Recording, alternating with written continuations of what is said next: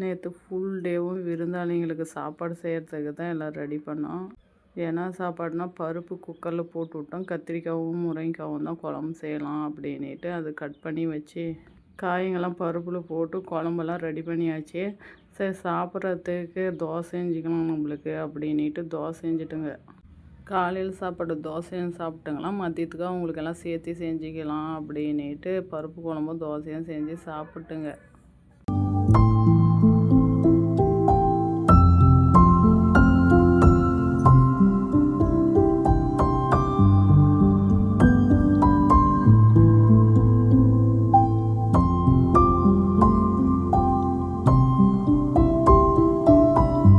உருளைக்கிழங்கு பொரியல் செஞ்சிடலாம் அப்படின்ட்டு ஃபஸ்ட்டு உருளைக்கிழங்க சின்ன சின்னதாக கட் பண்ணி போட்டு குக்கர்லேயே வேக வச்சுட்டேங்கன்னா சரியாக போய்ட்டோன்னு குக்கர்லேயே வேக வச்சுட்டேங்க. உருளைக்கிழங்க குக்கரில் போட்டு விட்டு பக்கம் சோத்துக்கு ஒலை வச்சு விட்டா அந்த 2 அடுப்புலையும் சரியாக போயிடும் வேலை அப்படின்ட்டு பக்கம் சோத்துக்கு ஒலை வச்சு விட்டான்.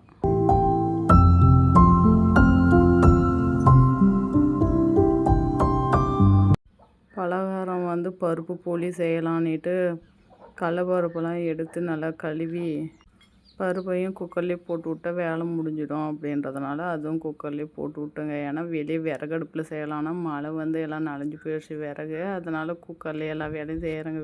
அதெல்லாம் நல்லா பருப்பெல்லாம் கழுவி குக்கரில் போட்டு விட்டு அது ஒரு விசில் விட்டாவே நல்லா வெந்துக்கும் பருப்பு. அதனால் கடலப்பருப்பில் செஞ்சால் தான் பருப்பு பொலி நல்லா இருக்கும், அதனால் கடலப்பருப்பு தான் போட்டு விட்டோங்க.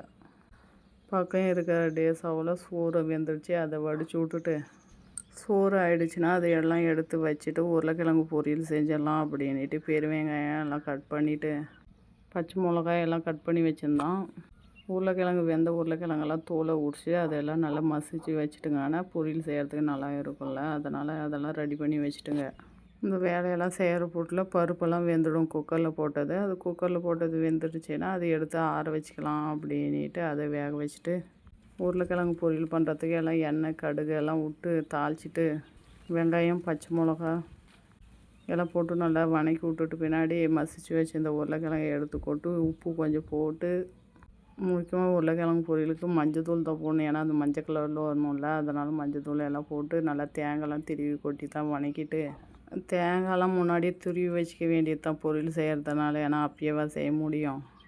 அதனால் எல்லாம் கொட்டி வணக்கி எடுத்துங்கன்னா வேலை முடிஞ்சது. உருளைக்கிழங்கு பொரியல் ரெடி ஆகிடுச்சு.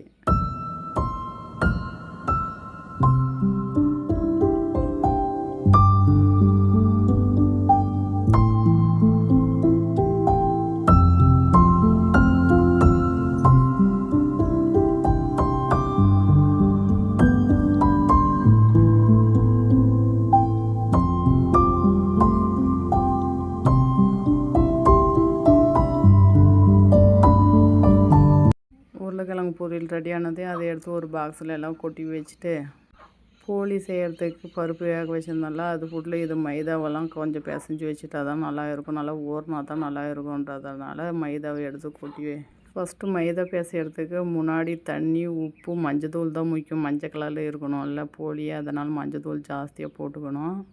அதெல்லாம் தண்ணியில் கொட்டி நல்லா கலந்து விட்ட பின்னாடி மைதாவை கொட்டி பிசையணும். நல்லா பிசைஞ்சால் தான் ஒட்டாது இருக்கும். நல்லா எண்ணெயும் ஊற்றணும். அதுக்கு மைதா பிசையும் போது நல்லா கொஞ்சம் இலக்கணா பிசையணும், நல்லா எண்ணெய் ஊற்றி பிசையணும், அப்போ தான் இலக்கணா வரும். இப்போ கையிலையும் ஒட்டாது பீஸ் பீஸுன்னு. சப்பாத்திக்கு பிசைகிற மாதிரி பிசையக்கூடாது, இன்னும் கொஞ்சம் இலக்கணாவே பிசைஞ்சிங்கன்னா நல்லா இருக்கும். அது கொஞ்சம் நல்லா போட்டு பிசைஞ்சு வச்சுட்டு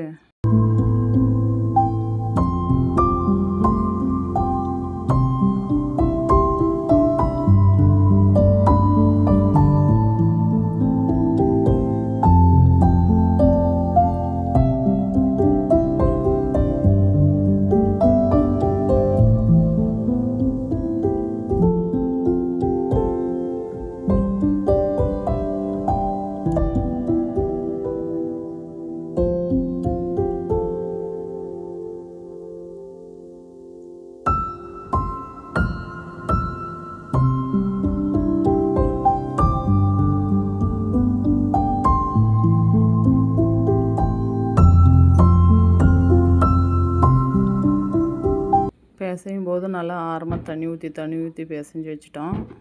மைதாவை நல்லா பிசைஞ்சு வச்சுட்டு அந்தாட்டு பருப்பு வெந்துடுச்சு. அது கொஞ்ச நேரம் சூடு ஆகட்டும் அப்படின்ட்டு எடுத்து எல்லாம் கொஞ்சம் ஆற வச்சிட்டோம் பருப்பை. ஏன்னா பருப்பு நம்ம வந்து வேறு உரல்ல ஆட்டுறதில்ல, மிக்சிலே போட்டு ஆட்டுறதுனால கொஞ்சம் சூடு ஆறுனா தான் நல்லா இருக்கும்னுட்டு நான் ஆற வச்சுட்டேன் ஃபேன் காற்றுலே. அதை ஆற வச்சுட்டு தேங்காய் இருந்துச்சு, போலிக்கு தேங்காய் கொஞ்சம் திருவி போடணுன்றதுனால அதுவும் கொஞ்சம் திருவி வச்சுக்கின்னு, சுக்கு ஏலக்காய் அதெல்லாம் கொஞ்சம் போடணும், அந்த போலிக்கு நல்லா இருக்கும். அதுவும் கொஞ்சம் போட்டுக்கின்னு மிக்சிலே மாவும் ஆட்டிட்டோம், பருப்பும் வெல்லமும் போட்டு ஆட்டி வச்சுட்டோங்க. ஆட்டி தேங்காய் திருவந்து எல்லாம் சேர்ந்து ஒன்றா கலந்து கொஞ்சம் உருண்டை பிடிச்சி வச்சுட்டோங்கன்னா தேய்க்கும் போது நல்லாயிருக்கும். அப்படியே தேய்ச்சி அந்த உருண்டையை எடுத்து அப்படியே வச்சு மூடி தட்டி போட்டுடலாம், இல்லை போலி அந்த மாதிரி நல்லா இருக்கும்.